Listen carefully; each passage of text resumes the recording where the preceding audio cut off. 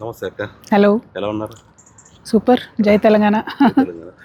ఇప్పుడు దేశ విదేశాల్లో ఈసారి మన బతుకమ్మ మారుమోగిపోతుంది. సో మీరు బ్యాక్ టు బ్యాక్ ఈవెంట్ చేస్తూ వస్తున్నారు, బతుకమ్మ వేడుకలో పాల్గొంటూ వస్తున్నారు. సో ఎలా ఉంది స్పందన, ఎలా ఉంది ఈసారి ప్రత్యేకించి మన భారతదేశంలో చింతమడక నుండి ప్రారంభించి కోల్ బెల్ట్, మా జాగృతి ఆఫీస్ అన్నీ చేసుకుంటూ కొత్త దేశాలు ఖతర్, మాల్టా, యూకే అన్నిటికి వచ్చాం. లండన్ నేను చాలాసార్లు వచ్చినా కూడా బతుకమ్మకు రాకుండా 9 సంవత్సరాలు అయిపోయింది.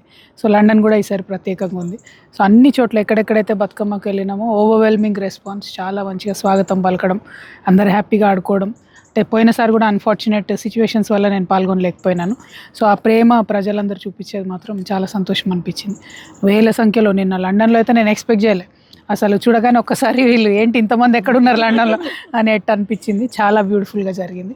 సో మంచి ప్రోగ్రామ్, మంచిగా అనిపించింది మొత్తం. సో ఇప్పుడు జరుగుతున్న ఏదైతే మీరు బీఆర్ఎస్ పార్టీ కూడా మీ స్పీకర్ ఫార్మాట్లో రాజీనామా పంపించారు, బట్ ఇప్పటికి ఇంకా ఆమోదం రాలేదు గుత్తా సుఖేందర్ గారు. సో మీరు ఇంకా ఉన్నట్ట బీఆర్ఎస్లో లేనట్ట? అన్ఫార్చునేట్ సిచ్యువేషన్ అండి. ఎందుకంటే పోరాటాల పార్టీ, ఉద్యమాల పార్టీ, ఇట్లాంటి పార్టీలో చీలికలు రావద్దు అనేటటువంటి అంశం కోసమే అందరం కూడా చాలా ప్రయత్నం చేసినాం. ఎప్పుడు ఎక్కడ ఎంత ఇబ్బంది అయినా కూడా తగ్గి పార్టీ బాగుండాలి, ఈ పార్టీ వల్ల తెలంగాణ బాగుండాలనే ఉద్దేశంతో కంటిన్యూస్గా నేను పనిచేస్తూ వచ్చిన. చాలా అవమానాలు ఎదురైనాయి, చాలా ఇబ్బందులు ఎదురైనాయి, చాలా పొలిటికల్ పార్టీస్లో జరుగుతుంటాయి. నా విషయంలో అన్ఫార్చునేట్లీ ఏంటంటే నా ఓటమి దగ్గర నుండి, నాకు పర్సనల్గా నేను సఫర్ అవడం దగ్గర నుండి ఇవన్నీ మీరంతా కూడా చూస్తూ వచ్చారు. ఎందుకంటే మనం ఉద్యమ పార్టీలోంచి, ఉద్యమ బ్యాక్గ్రౌండ్లోంచి వచ్చినాం కాబట్టి ఏదున్నా ప్రజలకే చెప్పుకుంటాం. కష్టం వచ్చిన ప్రజలతోనే చెప్పుకుంటాం, బాధైన ప్రజలతోనే చెప్పుకుంటాం, సంతోషమైన ప్రజలతోనే పంచుకుంటాం. కానీ నేను ఒక ఆడపిల్లను కాబట్టి కుటుంబం బాగుండాలి, పార్టీ బాగుండాలనే ఉద్దేశంతో నేనెంత సఫర్ అయినా బయటికి ఎప్పుడు చెప్పలే. కానీ మొన్న జరిగిన unfortunate incidents, I was forced to talk about certain things by other people, not me. It was not my choice. ఒకసారి వన్స్ పబ్లిక్లోకి వచ్చిన తర్వాత, పబ్లిక్ డొమైన్లోకి వచ్చిన తర్వాత మాట్లాడకపోతే నా తప్పు అవుతుంది. కాబట్టి నేను రియాక్షన్ ఇచ్చాను తప్పితే నేనెక్కడ కూడా నా సొంతగా ముందుబడి ఏమి యాక్షన్ తీసుకోలేదు. ఆ విషయం తెలంగాణ ప్రజలందరూ కూడా గమనిస్తూ ఉన్నారు. అంటే నేను విదేశాల్లో ఉన్నప్పుడు నన్ను అనవసరంగా ఆ బొగ్గు గని కార్మిక సంఘం నుండి తీసేయడం అంత అవసరం ఏం లేకుండే. ఇమీడియట్గా ఎన్నికలు ఏం లేకుండే, వేరే ఏం లేకుండే. పైగా అదొక పదవి కాదు, అదొక బాధ్యత, గౌరవాది. సో ఇట్లాంటి అంశాలన్నీ కూడా ప్రజల ముందు ఉంచాను నేను. సో నేను అనేది ఏంటంటే, ఎప్పుడైతే పార్టీ నన్ను సస్పెండ్ చేసింది, పార్టీ అంటే అది మా ఇల్లు, నాకు ఫ్యామిలీ, నాకు ఒక ఉద్యమం, తెలంగాణ యావత్తు రిప్రజెంటేషన్గా మనము ఆ పార్టీని చూసాం. సో నన్ను బయటికి పంపించడము అని అంటే డెఫినెట్గా బాధ అనిపించింది. మన తెలంగాణ వాళ్ళకు రేషం ఎక్కువ ఉంటుంది, ఆవేశం కూడా ఎక్కువ ఉంటుంది. నన్ను సస్పెండ్ చేయగానే మరి నన్ను పార్టీ వద్దనుకుంటే పార్టీ కూడా నాకు వద్దు అని చెప్పి నేను రిజైన్ చేశాను స్పీకర్ ఫార్మాట్లో. పార్టీ ప్రాథమిక సభ్యత్వానికి కూడా రిజిగ్నేషన్ ఇచ్చిన. ఇక స్పీకర్ ఎందుకు యాక్సెప్ట్ చేస్తలేడో, అవి ఏం కాంగ్రెస్ పాలిటిక్సో నాకు తెలియదు. కానీ గట్టిగా నేను కూర్చొని ఆమోదింప చేసుకుంటాను. ఎందుకంటే ఒక నైతికంగా ఒక స్టాండ్ పాయింట్ ఉండాలి ఒక మనిషి అంటే. పార్టీ నుండి నాకు వచ్చిన బెనిఫిట్, డెఫినెట్గా నేను పార్టీ వద్దన్నప్పుడు వదిలేయాలి. కానీ పార్టీకి కూడా 20 ఏళ్ళుగా నేను ఎంత పని చేశాను అన్నది ప్రజలకు కూడా తెలుసు, వేరే కాదు.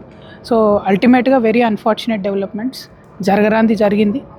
బట్ లైఫ్లో ఎప్పుడే జరగరాంది జరిగినా కూడా ధైర్యం ఒక్కటే నా విధంగా నేను ముందుకెళ్ళాను. అది ఇదివరకైనా కష్టాలైనా సరే, ఇప్పుడైనా సరే ధైర్యంగా ముందుకెళ్తాను. ఇది కేవలం రాజకీయ విభేదాల నుంచి కూడా వచ్చా, లేకపోతే మీ వ్యక్తిగత విభేదాలు కూడా దీంట్లో కలిసి? అంటే ఉద్యమంలో ఏదైతే నికార్సుగా, స్వచ్ఛందంగా, ప్రాణం పోయినా పర్వాలేదు తెలంగాణ రావాలని పనిచేసినటువంటి వాళ్ళు రాను కొంత స్వార్థం ఎంటర్ అయిందన్న విషయం అర్థమైంది కొందరు వ్యక్తులకు. వాళ్ళు మొత్తం వ్యవస్థను భ్రష్టుపట్టించే విధంగా పనిచేసినప్పుడు ఎప్పటికప్పుడు క్లీన్ చేసుకుంటా, పర్చ్ చేసుకుంటా ముందుకు పోవాలి. అది జరగలేదు అన్నది నా ఆలోచన. దాని పర్యవసానమే ఇప్పుడు జరుగుతున్నటువంటి అన్నీ కూడా. సో అల్టిమేట్గా కొందరు వ్యక్తుల బెనిఫిట్ కోసం ఇంతమంది, ఇన్ని కోట్ల మంది ప్రజలు సఫర్ అవ్వడం అన్నది కరెక్ట్ కాదు. అది ఇప్పటికన్నా బీఆర్ఎస్ పార్టీ సరి చేసుకుంటే బాగుంటుంది. మీ రాజకీయ ప్రయాణంలో భాగంగా మీరు కొత్తగా పార్టీ పెట్టే ఆలోచన ఉందా? ఇప్పటి వరకు ఏమీ నిర్ణయం తీసుకోలేదండి.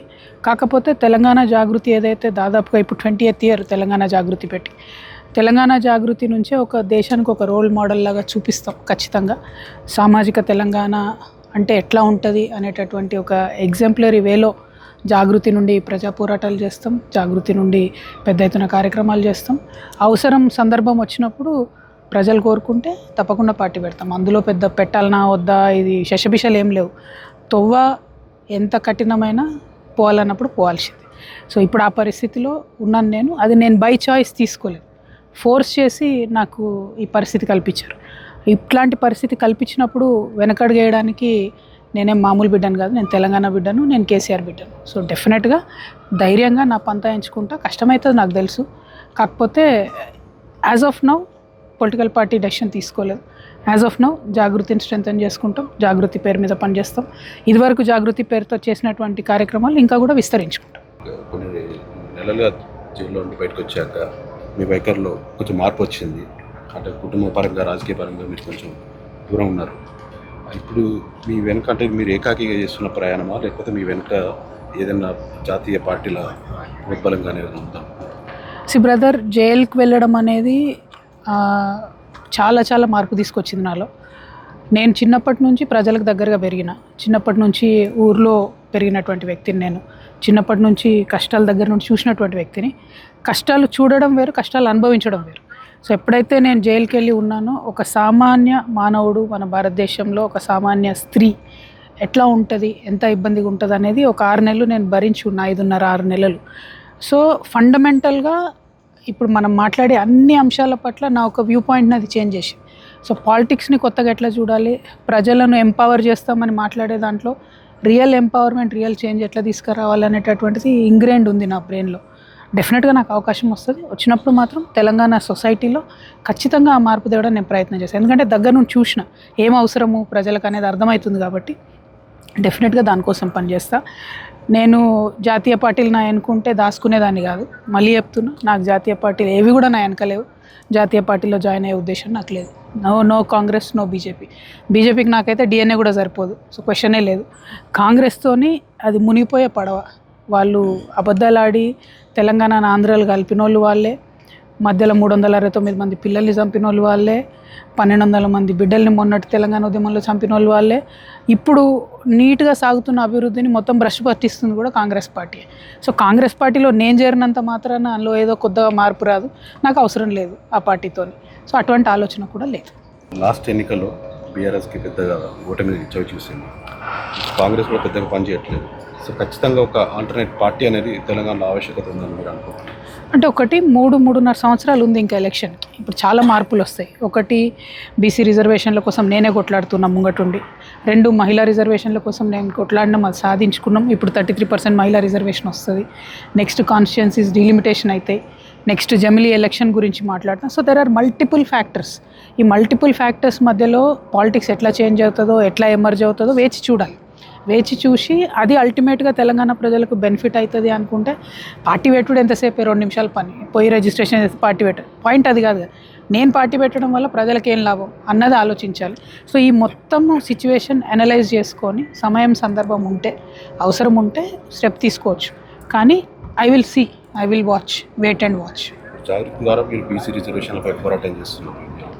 సో ఇంకా ముందు కూడా మీరు జాగృతి కార్యాచరణ ప్రణాళిక ఎలా ఉంటుంది దీనికి? ఇప్పుడు as we are speaking Vamshi, as we are speaking అక్కడ ఇండియాలో, మనం లండన్లో ఉన్నాం, నేను ఫ్లైట్ ఎక్కాలి. యాజ్ వీఆర్ స్పీకింగ్ ఇండియాలో బీసీ రిజర్వేషన్ మీద ఒక జీవో ఇచ్చారు, ఎలక్షన్ నోటిఫికేషన్ కూడా వచ్చిందని చెప్తున్నారు. కానీ నాకు కాంగ్రెస్ పార్టీ మీద ఏమాత్రం నమ్మకం లేదు. ఖచ్చితంగా వాళ్ళే మళ్ళీ పోతారు, మళ్ళీ ఎవరితోనో కేసు వేపిస్తారు, అది ఆపుతారు. సో ఒక రియల్ సోషల్ చేంజ్ రావాలంటే అది కేవలం తెలంగాణ ఉద్యమం ద్వారా, కేసీఆర్ ద్వారానే సాధ్యమైంది. మళ్ళీ ఒక రియల్ చేంజ్ రావాలి ఈ రాష్ట్రంలో అనుకుంటే మనలాంటి వాళ్ళం, ఉద్యమకారులం, సిన్సియర్గా తెలంగాణలో మార్పు రావాలనుకునే వాళ్ళం ముందట అడుగేస్తేనే వస్తుంది. అది కాంగ్రెస్ లాంటి యాంటిక్ పార్టీలతో రాదు, ఇన్సిన్సియర్ పార్టీలతో అసలే రాదు. So let us see what will happen. We will figure it out. Yeah, thanks Vamshi. Thank you so much.